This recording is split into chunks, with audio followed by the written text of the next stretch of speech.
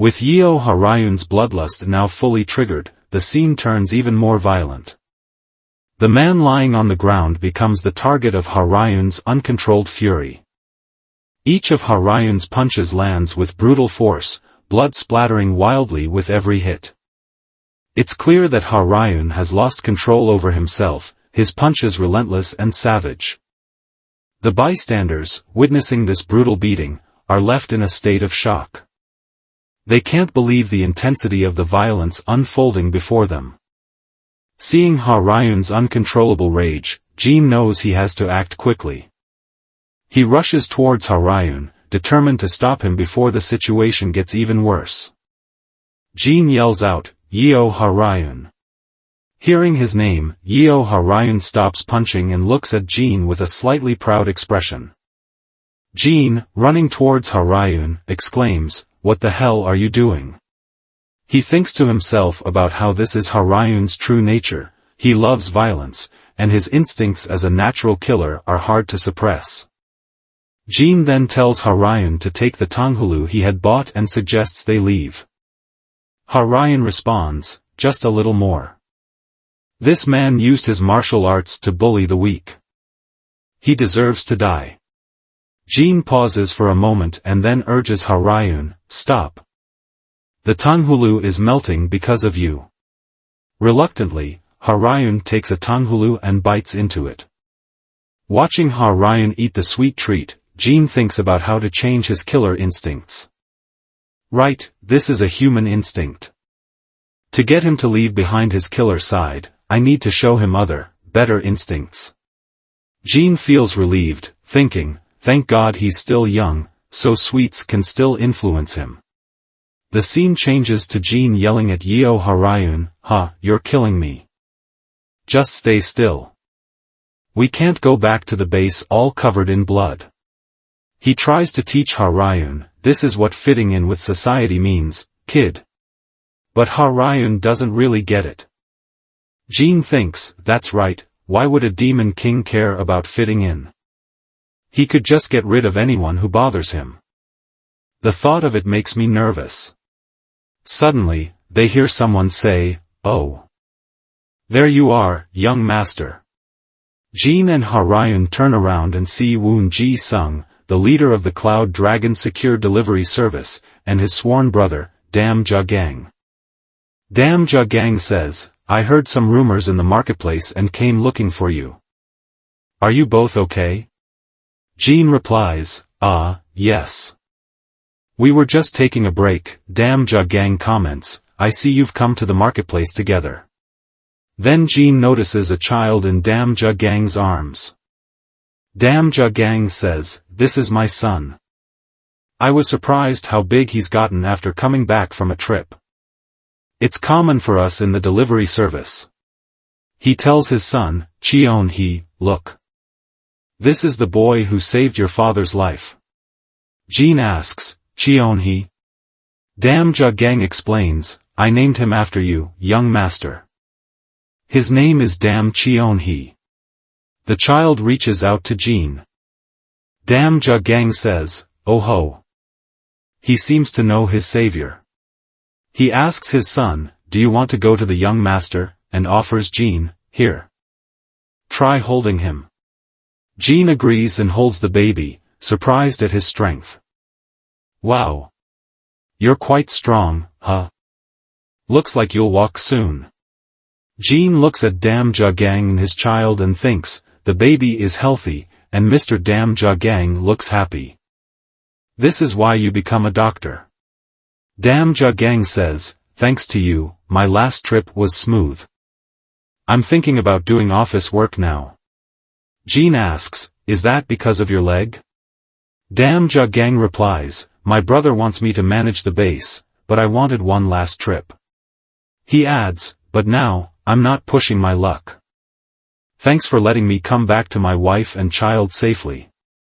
Meanwhile, the child reaches out to Haryun. Haryun lets the child catch his finger.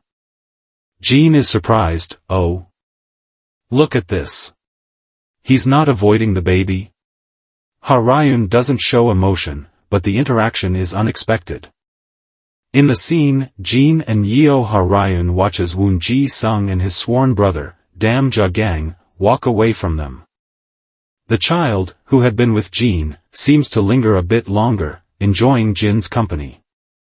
Jin offers the child a gentle smile, wishing silently for his good health. Meanwhile, Yeo Ha-ryun stands by, showing no particular interest or concern in the moment. In the next scene, Jin and Yeo Ha-ryun are on their way back to the base. Out of the blue, Yeo Ha-ryun turns to Jin and says, "You have the qualities of an older brother." Jin responds with a curious, Yeo Ha-ryun continues, or rather we martial artists, only know how to kill. We've always thought it's okay to kill if the person is evil. But that's just an excuse. In the end, it's still killing. He then acknowledges Jin's actions, saying, "You saved me, as well as other people. You helped martial artists from the noble clan and the workers from the Cloud Dragon Secure Delivery Service." Jin listens quietly. Yeo Ha-ryun adds, "I will probably keep killing. It's all I know, and it's what excites me. But you deserve to be the older brother. You are better than me." Jin, with a small smile, says, "Good. Now try calling me Hyung. Hesitantly, Yeo Ha-ryun says, "Hyung." Jin laughs, pleased, "Good, good. Ha ha ha." Jin then reflects on the term Demon King, the title for the leader of the demon forces. He realizes Yeo Ha-ryun, destined for this role, will never have an easy or happy life. It's the way of Murim novels these days, he thinks. He calls himself a murderer, but his life choice is also cool, in a way. Turning to Yeo Ha-ryun, Jin asks, "You'll be joining the demon forces soon, right?" Yeo Ha-ryun confirms, "They're forming a new group, and I'll be leaving soon." Jin questions, "It'll be tough. Do you still want to go?" Yeo Ha-ryun doesn't answer right away but finally says, "There's no other way for me." Yeo Ha-ryun then wonders why Jin hasn't asked about his fixation on the demon forces. "Do you know something?" he asks suspiciously. Jin answers, "I don't know what you mean. I just thought you had your reasons." Yeo Ha-ryun, still suspicious, asks, "Hyung, you'll tell me one day what you're hiding, right?" Jin thinks to himself, "No, I'll never tell. It would sound crazy." But he casually replies, "Yep. Someday. You're my little brother, after all. Today I'll teach you how to remove the blood parasite before you leave." Hearing this, Yeo Ha-ryun brightens up and agrees, "Fine, then." The scene changes to the entrance of the Cloud Dragon Secure Delivery Service base. Yeo Ha-ryun is all set to leave. Jin bids him goodbye and thinks to himself, "I've done everything I could. Now it's up to our main character." But then, a question pops into his head, "So, what do I do now?" Jin stands there, lost in thought. "Just a while ago, I was fighting just to stay alive. Now, I feel like I've lost my purpose," he reflects. Suddenly, someone calls out from behind, "Jin Cheon-hee." Jin turns around to see the white dragon godly doctor approaching him. "There you are," the godly doctor says. He then asks Jin, "Can we talk for a moment?" Jin is surprised to hear this and pauses, wondering what the godly doctor wants to discuss. In the next scene, Jin is shocked as he exclaims, "What? Me, become your disciple?" The godly doctor responds, "I'm surprised you haven't realized it yet, considering I've been hinting at it for so long." Jin thinks to himself, "But in the novel, you never took on a disciple." The godly doctor then asks Jin if he's interested in becoming his disciple. Jin stammers, "No. No way. I mean, it's a huge honor, but it's so sudden." The godly doctor seems relieved as he hears this. Curious, Jin asks, "What would I learn as your disciple?" The godly doctor replies, "You would learn everything I know." Hearing this, Jean realizes the seriousness of the offer and thinks, he's really serious about this. The godly doctor notices Jin's hesitation and asks about it. Jean thinks to himself, the white dragon godly doctor is suffering from the 9 clouded absolute pulses. He's seriously ill. If I become his disciple, I could inherit his wealth when he passes. The 9 clouded absolute pulses are a famous condition in Murim, but is there really no cure? Jean then asks the godly doctor, promise me one thing. Please don't give up on living. The godly doctor is taken aback and asks, what do you mean? Jean explains, I know about your illness. It's an innate condition. A complete cure might not be possible, but... Suddenly, Jean feels an overwhelming pressure and senses intense bloodlust. He turns to see Yu standing behind the godly doctor, emitting a frightening aura. Jean is startled, thinking, Yu? Why is he so scary all of a sudden? Wasn't he just a minor character in the first book? The godly doctor then sternly tells Yu to stop. The godly doctor looks firmly at Yu and says, cut it out. Yu stops for a moment, and Jean breathes out a sigh of relief. But then, Yu suddenly shouts, this kid is mocking you, master. Jean starts thinking to himself. He knows how hard it is to tell someone with late-stage cancer that there's a new treatment or a small chance of getting better. He reflects, hope can sometimes be more painful than despair. It makes people desperate, brings them sadness. It can stop someone from having a peaceful end to their life. Jean questions himself, but why does that matter? Helping people is what doctors do. Life is full of chances. We can't just give up. After a moment, Jean firmly tells the godly doctor, I won't just take from you without giving back, and I won't let you just give up. I won't let you die peacefully either. There is a way for you to live. There's a brief pause before Yu, seeming incredulous, responds, is this some kind of joke to you? You're insane. The godly doctor then steps in and orders them both to stop, saying, this has gone too far to be a joke. Jean reflects internally, I've always acted cute and smart around adults to get their affection. But now, I'm being the opposite. So, which one of these is the real me? Standing up, the godly doctor then addresses Jean, let's hear what you have to say. But if I find out you're deceiving me, I'll withdraw my offer to take you as my disciple. We'll never see each other again, understand? Jean pauses for a moment, thinking to himself, it's okay, I'm used to dealing with situations like this. Then he responds, yes, sir. Jean leaves the room, walking alone down a path, deep in thought. Inside the room, Yu turns to the godly doctor and asks, what will you do, sir? The godly doctor responds that he has to accept Jin's offer. Yu, concerned, asks, and if it fails? The godly doctor reflects for a moment, then says, Jean told me he won't let me die peacefully. I won't have a calm death. I'll be fighting this illness painfully until my last breath.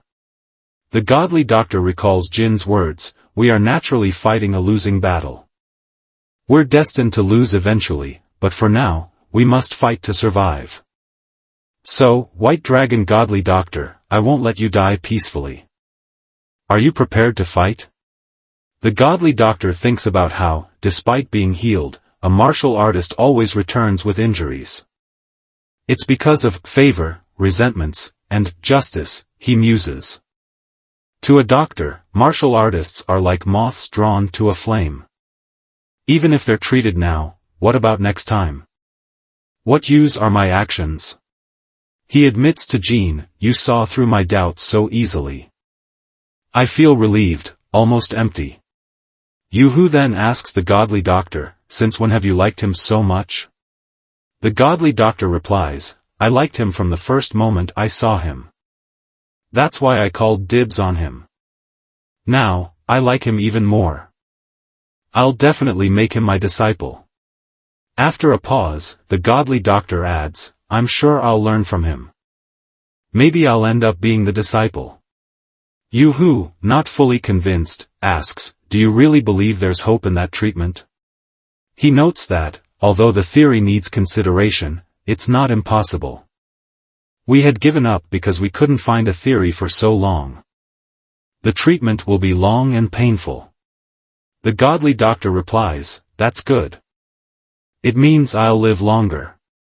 Yu-Hu closes his eyes and after a moment, says, I really dislike that kid.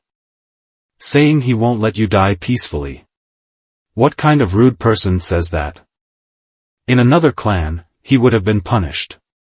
The godly doctor smiles and says, a disciple of mine should be courageous. If he wasn't bold enough to say that, I wouldn't have taken him in. Yu-Hu, still unhappy, mutters, I really detest that kid. The scene shifts to a serene lakeside where Jean and the godly doctor are standing. The godly doctor asks Jean, you said you won't let me die easily? Jean confirms, that's right. The godly doctor then says, if you become my disciple, it won't be easy for you either. Jean acknowledges that he has a lot to learn. But the godly doctor isn't just talking about studying. Using a martial art technique, the godly doctor points his finger and shoots energy that makes a hole in a tree. Jean realizes this is the energy finger bullet. It seems simple, but it's usually only as strong as a pressure blot. The godly doctor explains, you need skills to protect yourself and precise control for your medical procedures. He then demonstrates another energy finger bullet, this time with more force, shooting through the first hole and piercing another tree behind it. Jean is amazed, thinking, it's more accurate than a sniper. He did this with just a single finger. The godly doctor tells Jean that learning from him will be different from a typical clan's martial arts. To be my heir means to lead the Jagal clan too, he explains. Jean understands the gravity of this and replies enthusiastically, yes, sir. I'll do my best. They both look towards their future together. Lastly, the godly doctor reminds Jean not to let him die comfortably. Can you promise me that? He asks. Jean hesitates for a moment, then shouts, yes, sir. I promise. I'll do everything in my power. Seeing Jin's dedication, the godly doctor is satisfied. All right, that's enough for me. Now bow to me, 9 times, he instructs. In the evolving scene, noble Gong's son Haiyan and Yang inquired of Jean, you're leaving soon? To which Jean responded, yes. Master has stepped out to attend to matters around the base. But he'll plan to leave as soon as the preparations are complete. Gong's son Haiyan internally reflected on the missed opportunity, thinking it a shame that the godly doctor had taken Jean as a disciple before him. Jean then addressed Yang, saying, anyways, you've recovered enough to be able to walk around. What a relief. Yang, with a smile, replied, haha. Yeah, it's thanks to everyone's care and effort. I'm going to rest up for the time being. Wow, there is a lot of stuff behind you. Jean chuckled and remarked, hee hee. I guess the leader was sad to see me go, so he packed us a bunch of things, Yang replied with shock, my goodness. Gong's son Haiyan contemplated internally, the one sought after by every martial artist, the godly doctor. The godly doctor does not have a long life due to his condition, and all his valuable knowledge will be passed down to Jin Cheon-hei. That child could be thought of as the white dragon godly doctor of the future. I've got to treat him well while he's still young, so he'll remember me when he's older. There's no point in treating him well while he's all grown up and surrounded by every other clan. This is my best chance. I can't lose this opportunity. Gong's son Haiyan then addressed Jean, asking, young master, we've prepared a gift for you as well. Will you accept it? Jean responded eagerly, Gong's son Haiyan's sister, please speak casually to me. Haiyan acquiesced, okay, then. Here, take this. Jean, perceiving the gift's value, hesitated, this seems so valuable. I'm not sure whether I can accept this. Haiyan explained, it's called a 1,000-year pine ball. It's nothing much. Jin, astonished, realized, a 1,000-year pine ball.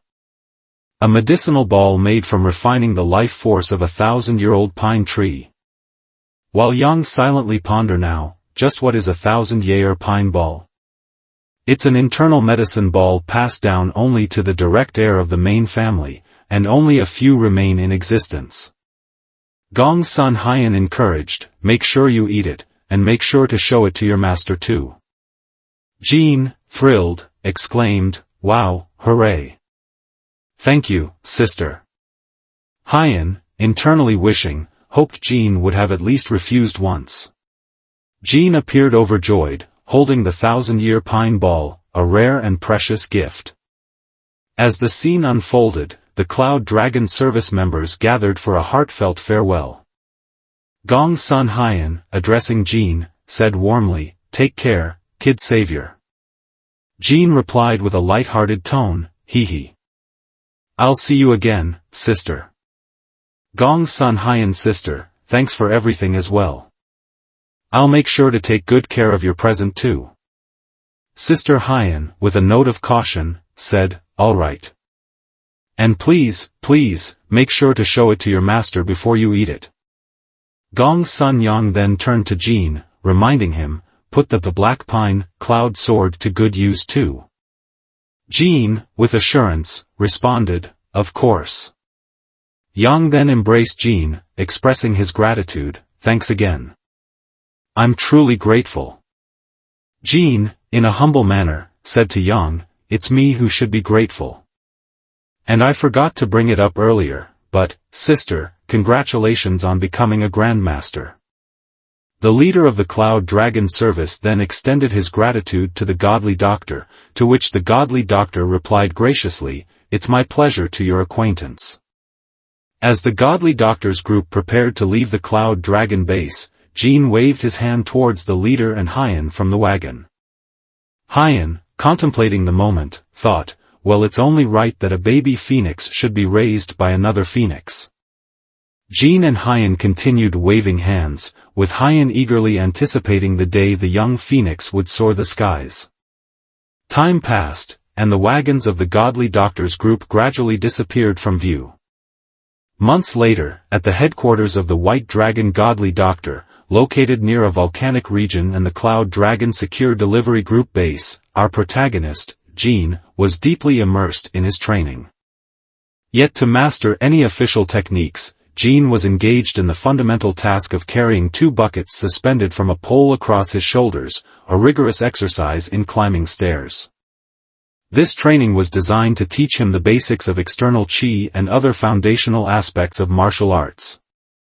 The exercise was more than physical, it was a method of building inner chi through the repetition of the same actions. Jin was being trained to breathe in a specific, controlled manner and to walk with deliberate, measured steps. These exercises were crucial for strengthening his lower body, an essential component for learning martial arts. The goal was for Jin to harmonize his movements with the earth, becoming one with his surroundings. The godly doctor imparted crucial knowledge about Jin's training, explaining the unique aspects of the Jagal clan. He noted that while the Jagal clan was strong in terms of inner chi, they were comparatively weaker in external chi, the physical aspects. This imbalance was attributed to an overconfidence in suppressing external chi with strong internal chi. To address this, Jin's training was tailored to be different, focusing first on a physical object, a bowl. This was no ordinary bowl, it was described as large and resilient, impossible to break, symbolizing the strength and endurance Jin was expected to develop. After the strenuous task of climbing the stairs with the buckets, Jin, exhausted yet determined, laid down on the ground. This moment marked a significant step in his journey, as he was not just learning martial arts techniques, but also embracing a holistic approach to his physical and spiritual development under the guidance of the White Dragon Godly Doctor. As Jin lay exhausted on the ground after his strenuous training, the Godly Doctor stood beside him and observed, it seems you are ready to progress to the next stage of training your inner chi. Jean, excited and perhaps a bit incredulous, replied, Master. Wow! You mean it? The godly doctor then introduced a new challenge, stating that starting from the next day, Jean would be tasked with carrying 4 pails of water. Jin's reaction was one of surprise. What? 4 pails? The master, with a smile, reassured him, you are overreacting. Jean couldn't help but think about the godly doctor's strict yet angelic demeanor, reflecting on how unyielding he had been since Jin's arrival. When Jean first arrived at the clinic a few months ago, the godly doctor had given him a tour. The clinic, he learned, had grown significantly and was now referred to as the White Dragon's Medical Court. Overwhelmed by the size and scope of the clinic, Jean remembered a detail from a novel about the White Dragon godly doctor choosing a volcanic area to manage his 9 clouded absolute pulses. This, he realized, must be that very place. Curious about the expansive size of the clinic, Jean inquired if its large scale was due to a high volume of patients. The godly doctor confirmed this, adding, of course. I may not have taken in disciples before, but I am still quite a famous doctor. The godly doctor, addressing Jean, announced, we've arrived. Now, let's go in. We should first unpack. Jean, observing the surroundings, thought to himself, the interior looks very luxurious. The Cloud Dragon Secure Delivery Service base was honestly quite run down. But this place is fairly nice. Then, Jin's attention was drawn to Yu-Hu, who was receiving letters. Yu-Hu, questioning his member, inquired, I see quite a few messenger birds have arrived. Have you organized their letters? Jean, intrigued by the scene, thought, those must be the messenger birds I've read so much about. The messenger birds, known for their ability to deliver letters and other mail, were a fascinating sight for Jean to witness firsthand. The member who had brought the letter to General Yu-Hu confirmed, yes, General Yu-Hu. Messenger birds from both the Sura clan and Blue Dragon clan arrived simultaneously. There appears to have been casualties from their battle. Yu-Hu, visibly shocked by this news, responded, the Sura clan and Blue Dragon have been on bad terms for a while. This isn't good. Subsequently, the godly doctor, curious about the situation, asked Yu-Hu, what is it? In turn, General Yu-Hu, seeking guidance from the godly doctor, queried, both clans are requesting to be examined by you directly, Master. Shall I approve it? The godly doctor, contemplating the situation, advised, let's read the medical charts of their respective doctors first. After perusing the letter, the godly doctor deduced, the young master of the Sura clan is suffering from a light stab wound and will recover soon, but the Blue Dragon clan's princess is the problem. The Sura clan uses exclusive Sura techniques, but unfortunately, the young master does not have a deep understanding of them, so their local doctor should be able to take care of him.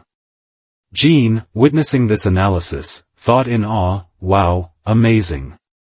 He was able to analyze the martial arts techniques and make a decision just like that.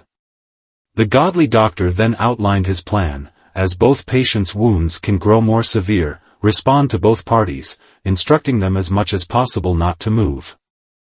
And in turn, I'll send them prescriptions and recipes for the necessary medication and internal medicine. The ingredients are not difficult to attain, so their local pharmacies shouldn't have a problem making them. Yu-Hu, seeking further instructions, asked, to whom shall I respond first? The godly doctor, after a moment of thought, responded, send it to the Blue Dragon clan first, as their princess was probably the one victorious in battle. She's probably quite upset since she was more injured despite winning the fight. Jean, amazed by the godly doctor's insight, thought, incredible. To even deduce such things. Yu-Hu, acknowledging the instructions, said, okay. I'll do as you wish. The godly doctor then suggested, now, let's go in. The two of us. As Yu communicated everything that the godly doctor had instructed to his member, Jean found the whole process fascinating. He mused that in modern times, this would be akin to online consulting and examinations. It made sense to him, considering that, according to the novel, the White Dragon godly doctor is one of the 3 heavenly doctors.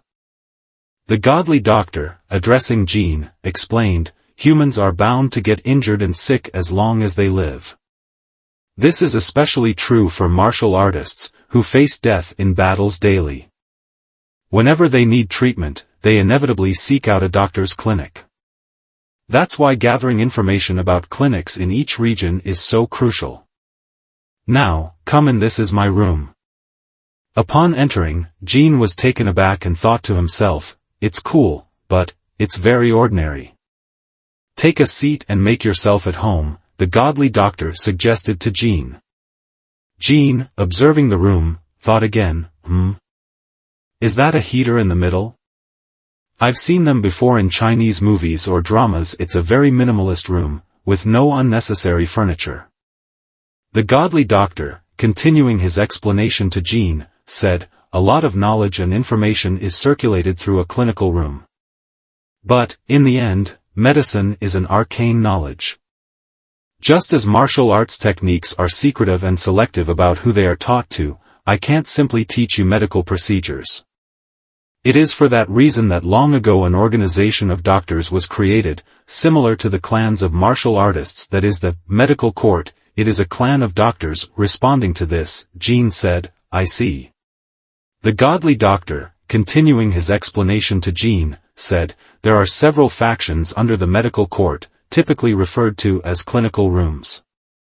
The clinical rooms of Gango are centralized around the medical court. Jean, lost in his thoughts, realized, I have already read all of this. The medical court's duty, the godly doctor informed Jean, is to deploy doctors to clinical rooms in the event of conflict between clans. Jean, thinking to himself, mused, I didn't consider this last time I spoke with Master, but, we need to get a boiler in the house.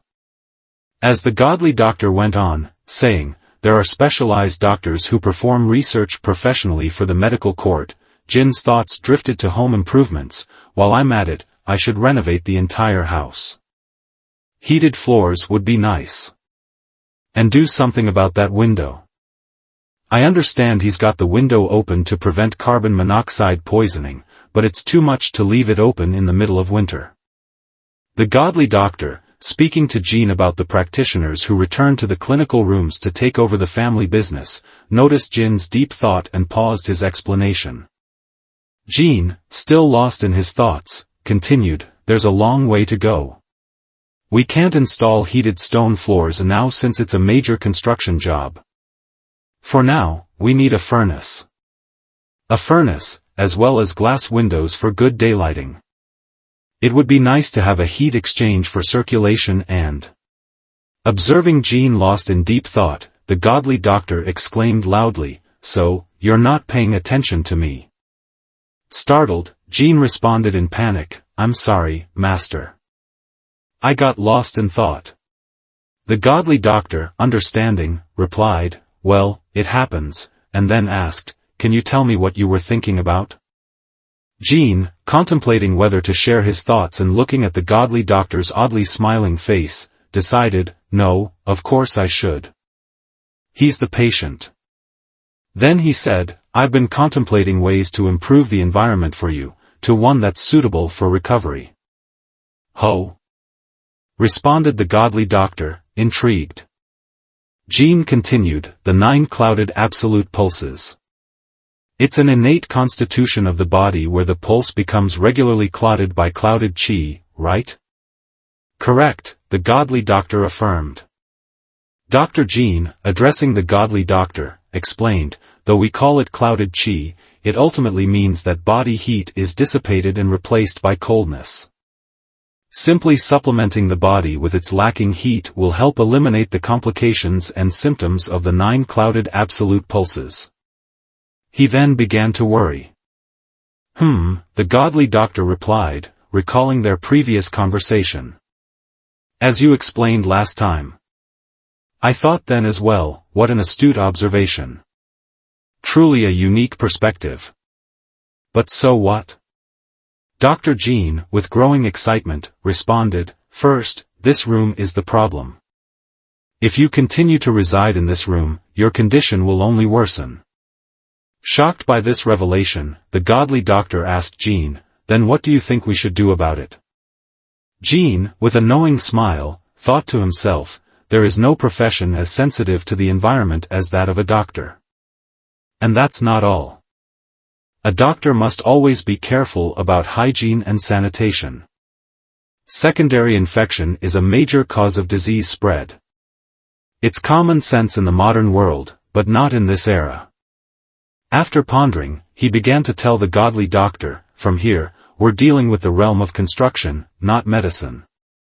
The realm of plasterers, not doctors. Both are needed for a patient, wouldn't you agree? Feeling the cold air coming from the window, Jean said to the godly doctor, first of all, this room is far too cold. This single heater is not enough. The godly doctor, considering Jin's remarks, asked, then, should we increase the number of heaters? He then added, however, increasing the number of heaters could lead to sudden death. We don't know the cause yet, but the diagnosis suggests its symptoms are most likely similar to drowning. After hearing the godly doctor, Jean was deep in thought, muttering about drowning, and suddenly realized, it's similar, but to be accurate, it's carbon monoxide poisoning. Seeing the godly doctor's confusion about carbon monoxide, Jean explained, we breathe in air, but more specifically, oxygen. When things burn in such a way, carbon monoxide is created instead of oxygen. And when too much of it is ingested. I see, the godly doctor replied, grasping the concept. You drown, in a sense, but from breathing, instead of water. Jean was shocked at the godly doctor's quick understanding before he could complete his explanation and thought to himself, I guess a genius is a genius after all. To deduce it so quickly, without basic knowledge. The godly doctor then inquired, but where did you learn this information? Hearing this question, Jean was taken aback. The godly doctor, showing his curiosity, continued, I have sought to acquire knowledge for a long time as well, but I have never even heard of the things you just mentioned. Jean replied, trying to maintain secrecy, it's a secret.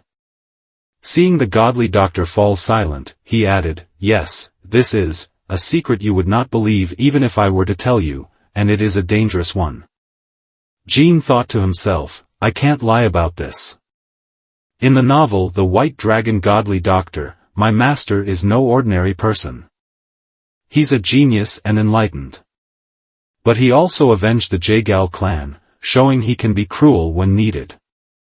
Understanding Jin's reluctance, the godly doctor said, I know you are no ordinary child, and so, it is all right for you not to answer. I've decided to accept you and your whole being. Jean felt a bit embarrassed hearing this. The godly doctor then added, so, right. Thank you for being honest with your master. Later that night, Jean was working on paper and chuckled, hee hee. What a great idea to shave coal and use it as a pencil. Brushes are too much work.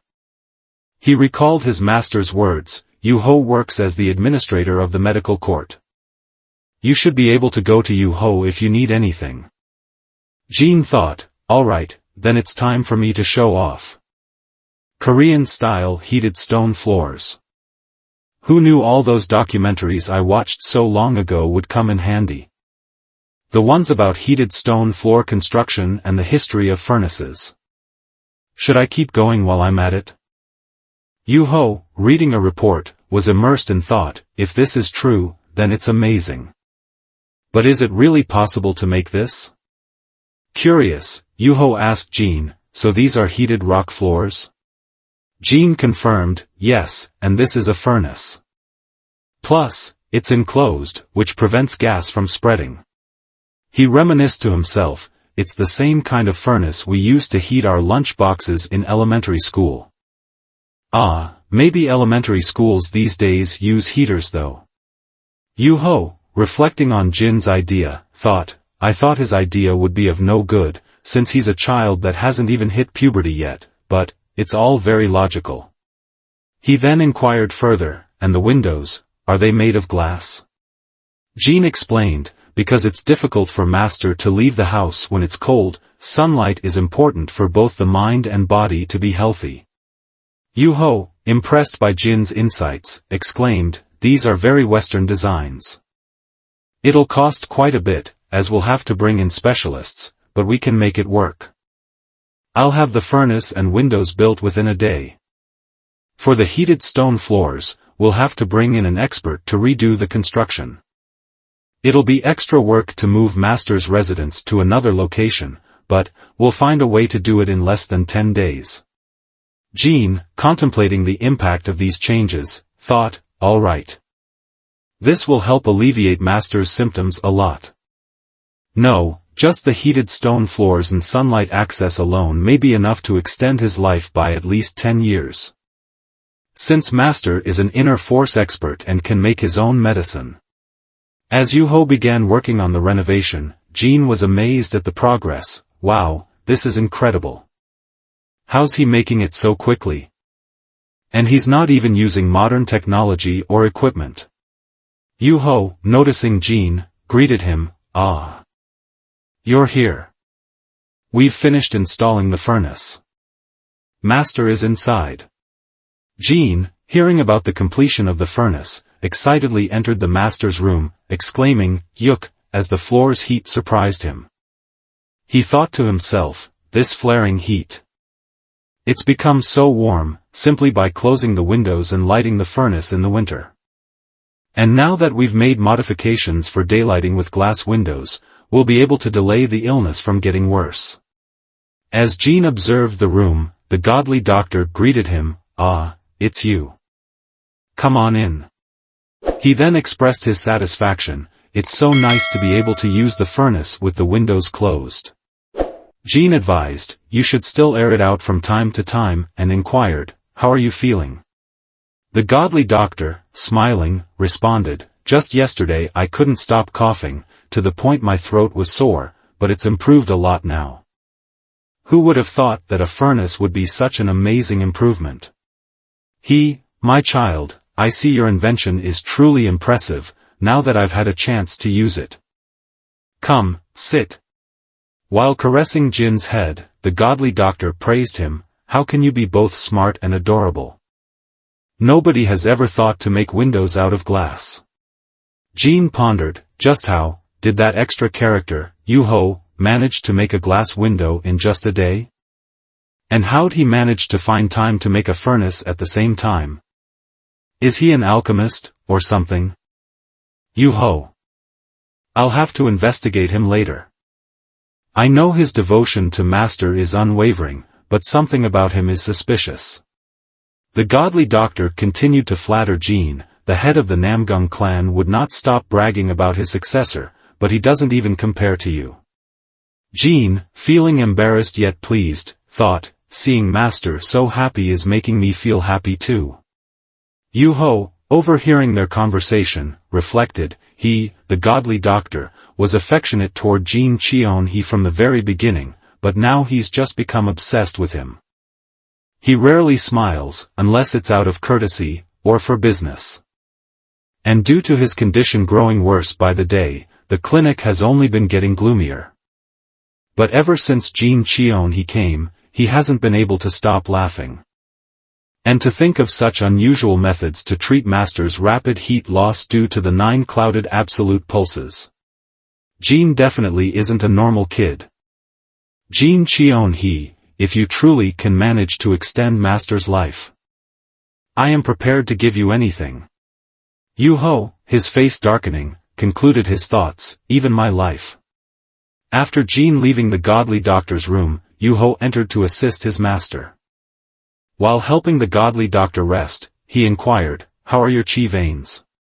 The godly doctor replied, acknowledging the importance of chi veins as the pathways for chi flow in the body, they're all right. The only thing I know how to do are things like making medicine balls. It never crossed my mind to do anything related to the house. I've been studying the wrong things. Look how nice and warm it is now. Yu-ho, somewhat at a loss for words, responded, well, it wasn't a doctor's job. The blueprints that Jin Cheon-hee drew for me were quite detailed. Though they had a Western vibe, they aren't exactly inventions of the West. They're more enhanced, actually. Hearing Yu-ho's comments about Jin, the godly doctor smiled, as expected from my disciple. Yu-ho then playfully teased, right, the same disciple you've been bragging about through every carrier pigeon. The godly doctor, feeling a bit shy, started to respond, no, well. Yu-ho, laughing, interjected, you really think I don't know about all the bragging you've done in the letters that will be sent out next week? There's going to be a huge uproar in Gango soon about just who this Jin Cheon-hee is. Geez, you've really been causing me grief as of late. Observing Yu-ho's complaints, the godly doctor began to smile awkwardly and instructed, enough already, close the door on your way out. I'm going to sleep. Yu-ho, showing irritation, replied, all right. I'm going, the godly doctor, teasingly, asked, could it be you're jealous of a kid? Yu-ho, raising his voice in frustration, shouted, who said I'm jealous? After their spirited exchange, the godly doctor sighed in relief and expressed contentedly, how great, not an ache in my body today. As Yu-ho left the godly doctor's courtyard, he looked back, noticing the godly doctor's rhythmic breathing. He realized, this is his first deep sleep in a while. Yu-ho then requested the servants, tell everyone to move extra quietly tonight. The next day, as the godly doctor walked with Jin, he began to share some history. The founder of our clan was Jae-gal Riang, also known as Master Gong Myong later in his life.